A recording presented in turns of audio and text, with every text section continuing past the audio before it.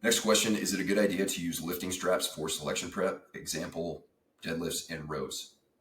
This is going to be a controversial answer, but it is going to be hopefully the answer that you listen to.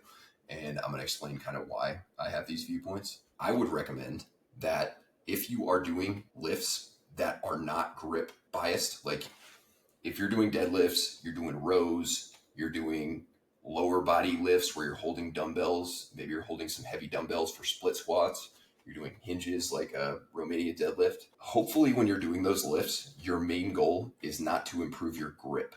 Your main goal for those lifts, it should be to target the intended musculature and movement pattern involved.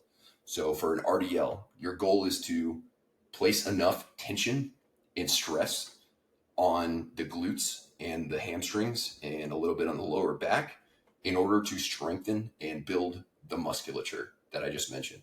Your goal should not be to try and build your grip doing Romanian deadlifts. Likewise, if you're doing rows, your goal should be to place as much tension and stress on the upper back muscles, the lats, etc., as possible, not necessarily to improve your grip.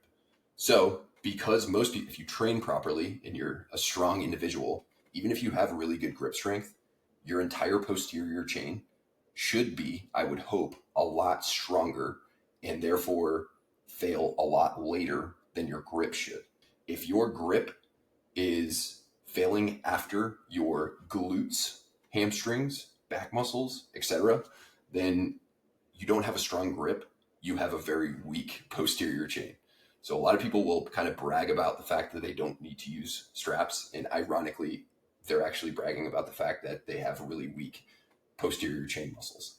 So with that all being said, grip is super important, very, very important. And you absolutely should train grip a lot because grip strength and grip strength endurance, most importantly, are non-negotiables for selection success. They're going to carry you through team week. No pun intended. Pun intended. I don't know. But grip can be trained separately on its own, and it should be trained separately on its own, doing specific grip exercises that you're going to be doing at selection, like various different types of carries. You can also use captains of crush. You can do rice bucket stuff. You can do dead hangs and things like that for grip. But when you're doing those exercises, you're not necessarily worried about getting a jacked back or a strong back. You're not worried about getting big, jacked, strong glutes and hamstrings. You're just focusing on your grip. When you do a lot of grip work on the side and then you don't wear grips for lifting, for training, for some people, is it a huge deal? No. Plenty of people have gone to selection without wearing straps or grips for their rows, their RDLs. I did. I never wore straps till I was like 30 years old. But a high lifting IQ move would be to strap up or grip up for your non-grip intensive movements that are primarily intended to target muscles outside of your grip. So split squats, Romanian deadlifts, rows, etc. And then not use straps for your actual grip training. That way you don't overdo your grip work and basically almost every single exercise just fatigues your grip a little bit more and you're doing grip on the side. That could be potentially a situation where you start overdoing things. But B, you are not selling your posterior chain muscles or your leg muscles short because your grip is failing before the actual target muscles fail. So all that to say is, yes, I think it would be a great idea to use straps for most of your upper body movements that involve pulling. I would say exceptions would be pull-ups because you're going to have to do pull-ups without grips anyway. And typically people are not failing pull-ups because of strength, because the duration of the set is just not long enough. And another exception would be lower rep deadlifts if you have the ability to use a hook grip, which for most people, I would consider at least building the thumb resilience to use a hook grip. You might be able to use it at selection at various parts. And the hook grip is a very secure grip. It's not strong, but it doesn't really matter. You could have a killer hook grip, enough of a hook grip to deadlift 700 pounds, double overhand with the hook.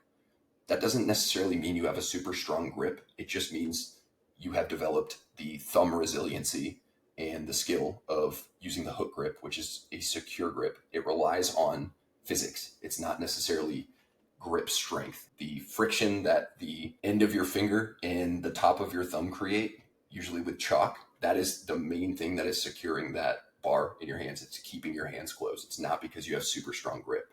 But you can use hook grip or over-under grip for lower rep deadlifts. You can use bare hands for pull-ups. Some pulling exercises, to be honest with you, sometimes certain pulling exercises, just depending on the resistance profile of the machine or whatever you're doing, sometimes your grip's not going to be that much of a factor. And one thing I will say, if you don't perform rows very well, if you don't have great technique with especially upper back rows, it can help to lighten the load.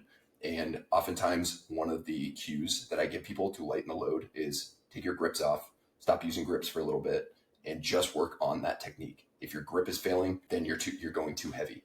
But once you get that technique down, you start overloading it more, then using the grips, again, would be a good idea.